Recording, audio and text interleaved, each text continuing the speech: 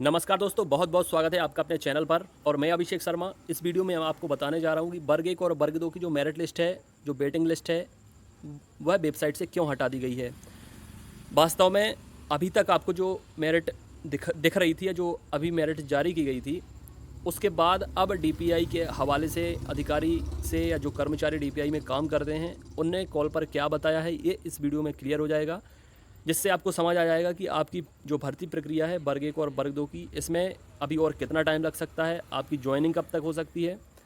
मैं तो अच्छे से समझता हूं, क्योंकि मैं जब से आपके फॉर्म भरे हैं, जब से नोटिफिकेशन आया था वर्ग 1 और वर्ग 2 का, तब से एक एक एक्टिविटी पर नज़र रखे हुए हूं। तो मुझे तो पता है कि 2 से ढाई साल लगभग होने वाले हैं इस पूरी प्रक्रिया को लेकर। तो आपका जो इंतज़ार है वो बहुत लंबा हो चुका है।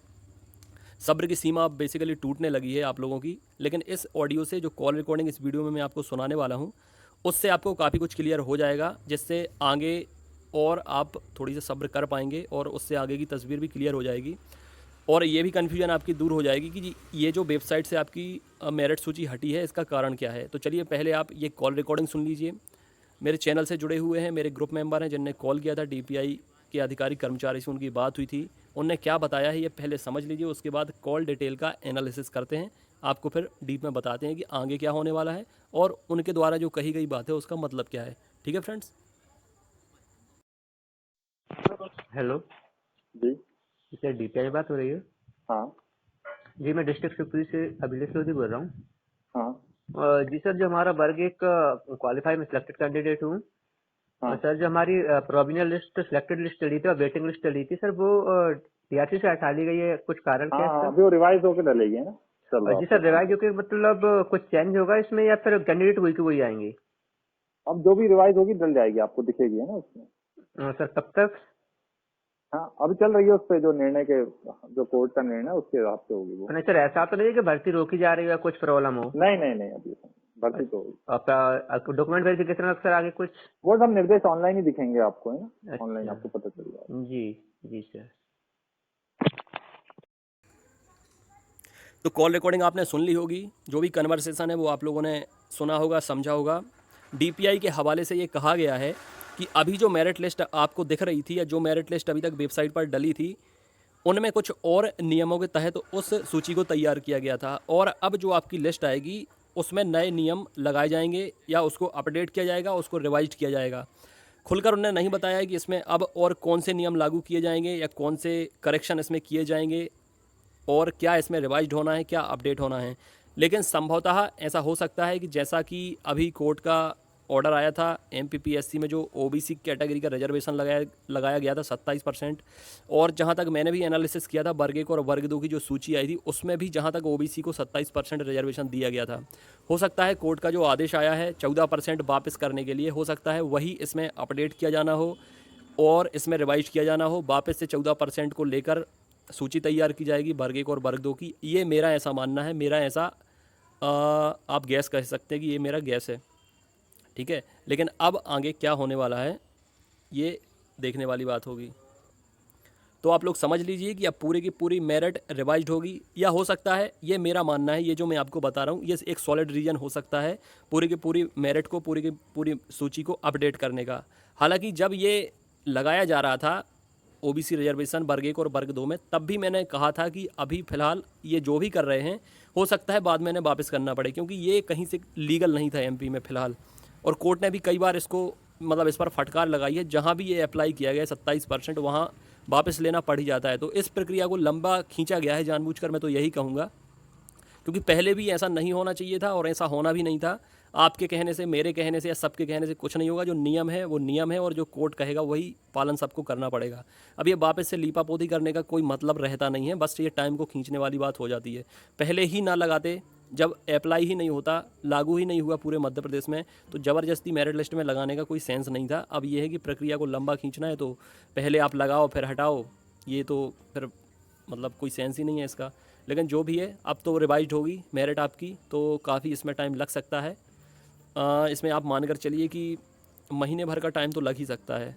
लेकिन यह है कि अधिकारी अगर जल्द से जल्द इस काम को निपटा सकते हैं, तो फिर तो ऐसा है कि 10-15 दिन में भी आपकी नई सूची जारी हो सकती है और भर्ती प्रक्रिया को आरंभ किया जा सकता है। वर्ग 1 में आपके ऑनलाइन डॉक्यूमेंट वेरीफाई भी हो चुके हैं, चॉइस फिलिंग भी हो चुकी है। तो वर्ग 1 की प्रक्रिया में अब ज़्यादा वक्त नहीं है ज्वाइनिंग में, तो उन्हें संभवतः जुलाई तक ज्वाइनिंग मिल सकती है, क्योंकि अब उनका सेंटर पर जहाँ भी जो भी उन्हें अलॉट होगा डिस्ट्रिक्ट, वहाँ पर जाकर उन्हें अपने सेंटर पर डॉक्यूमेंट वेरीफाई कराना है। तो वो तो अभी भी नहीं हो सकते क्योंकि कोरोना फैला है और सोशल डिस्टेंस का पालन करना पड़ता है, तो इकट्ठी भीड़ को नहीं भेज सकते हैं। तब तक कोरोना भी कम हो जाएगा, तो संभवतः जुलाई तक आपके ऑफलाइन डॉक्यूमेंट वेरिफिकेशन हो जाएंगे वर्ग 1 के। और वर्ग 2 की जो प्रक्रिया है अभी चॉइस फिलिंग की, ऑनलाइन डॉक्यूमेंट वेरिफिकेशन की, ये भी जल्द से जल्द आरंभ कर दी जाएगी। तो आप लोग थोड़ा सा अब इसके लिए क्या कह सकते हैं, ये किसका फॉल्ट कहा जा सकता है? ये तो जाहिर सी बात है कि जिसने मेरिट बनाई है उसी का फॉल्ट है। उनने अपने दिमाग से ये सब कुछ रूल लगा दिए हैं, अब वापस से उन्हें सब कुछ पहले जैसा करना पड़ रहा है। लेकिन कोई बात नहीं है, आप लोगों ने इतना इंतज़ार किया तो थोड़ी सा और कीजिए। इसमें कई ऐसे स्टूडेंट्स के नाम भी ऐड हो सकते हैं जो अभी बॉर्डर पर हैं, ठीक है, जो अभी बॉर्डर पर हैं उन स्टूडेंट के भी नाम इसमें ऐड हो सकते हैं। लेकिन कहीं ना कहीं कुछ ऐसे स्टूडेंट इसमें बाहर भी हो सकते हैं जिन्हें रिजर्वेशन के तहत अंदर किया गया है। ठीक है फ्रेंड्स, ये आप लोग अपना जो भी सेंस है उसको यूज करके बात को समझिए, क्योंकि ये देखो रिजर्वेशन मैं तो लगाता नहीं हूँ, मैं हटाता नहीं हूँ। जो चीज़ें पहले से होती आ रही हैं एग्ज़ाम्स में, पीईबी एग्ज़ाम्स में, एमपी के एग्ज़ाम्स में, वही चीज़ें आगे होती जाएंगी। कोई रूल अगर अननेसेसरी लगा दिया जाएगा तो उसको जाहिर सी बात है हटाया जाएगा। अब आपकी इमोशंस के साथ कौन खेल रहा है कौन नहीं खेल रहा है ये आप लोग समझ सकते हैं। मैं उनके लिए कह रहा हूँ, कुछ ऐसे स्टूडेंट होंगे जो उन्हें शायद लग रहा होगा कि ये ऐसा क्यों हो रहा है, 27% ही लगा रहना चाहिए। तो लगा रहना तो क्या 27 क्यों 50% ही लग जाए फिर तो। लेकिन भाई जो कानून बना है, जो नियम बना है, उसी के हिसाब से भर्तियाँ होंगी ना मेरा बस है उस पर, ना आपका बस है, कोर्ट का बस है, कोर्ट जो कहेगा वही होगा। अब इनने तो लगा दिया था, कोर्ट ने वापस कहा होगा इनसे लेने के लिए, और जो इनने सूची बनाई थी उसको रिवाइज करने के लिए, तो अब इनकी मजबूरी है, ये फिर से रिवाइज करेंगे तो नया रिजल्ट आपके सामने आएगा, नई मेरिट आपके सामने आएगी। मेरा ऐसा मानना है। बाकी अब देखते हैं, कॉल रिकॉर्डिंग पे जो बताया गया है वही मैंने आपको बताया गया है, उसका एनालिसिस करके आपको बताया है कि क्या रीज़न आपका हो सकता है ये सूची हटने का और रिवाइड सूची कहे जाने का। अब देखते हैं कि नई सूची कब तक जारी होती है, और जो भी इन्फॉर्मेशन मुझे मिलेगी, चाहे डीपीआई के हवाले से हो और चाहे जनजाति विभाग के हवाले से हो, मैं आप तक पहुंचाता रहूँगा चैनल के माध्यम से, वीडियोस के माध्यम से। तो जितने नए लोग हों, पहली बार चैनल को देख रहे हैं, वो जुड़ सकते हैं, सब्सक्राइब कर सकते हैं, बेल आइकन प्रेस कर सकते हैं। और जितने लोग वर्ग 3 की प्रिपरेशन कर रहे हैं या अभी शुरू नहीं की है, या जिन्हें समझ नहीं आ रहा है कि प्रिपरेशन कैसे की जाए, निरंतर 1 बाय 1 वीडियोज़ आने लगे हैं वर्ग 3 की प्रिपरेशन के लिए। अभी सभी सब्जेक्ट के वीडियोज़ आएंगे, ऑनलाइन क्लासेस शुरू हो जाएंगी, ग्रुप में भी स्टडी चल रही है, प्रिपरेशन चल रही है। संडे टू संडे आपका टेस्ट होता है, कुछ टाइम के बाद डेली टेस्ट होना भी शुरू हो जाएंगे। जितने लोग नोट्स लेना चाहते हैं तो घर पे सबके नोट्स भेजे जा रहे हैं, नोट्स परचेज़ कर सकते हैं, ऑनलाइन टेस्ट सीरीज भी परचेज़ कर सकते हैं। कहने का मतलब ये है कि जिसका वर्ग 1 या वर्ग 2 में सिलेक्शन होते होते रुक गया है, या वो प्रिपरेशन नहीं कर पाया, एग्ज़ाम नहीं दे पाए हैं, वर्ग 3 में भी 18,000 से 20,000 तक वैकेंसी आ रही है। तो ये आपके लिए गोल्डन अपॉर्चुनिटी है, इसको बिल्कुल भी आपको मिस नहीं करना चाहिए अगर आप प्रिपरेशन करते हैं या आप गवर्नमेंट जॉब हासिल करना चाहते हैं तो। ठीक है, विलम्ब ना करें, आप लोग जुड़ जाएंगे तो guidance, motivation, proper direction, preparation सब कुछ आपको मिलता रहेगा ग्रुप में जुड़ने से, चैनल से जुड़ने से। ठीक है फ्रेंड, अपनी सेहत का ख्याल रखें, कोरोना से अपना बचाव करें, अपनी फैमिली का बचाव करें और पॉजिटिव रहें। God bless you all and all the very best.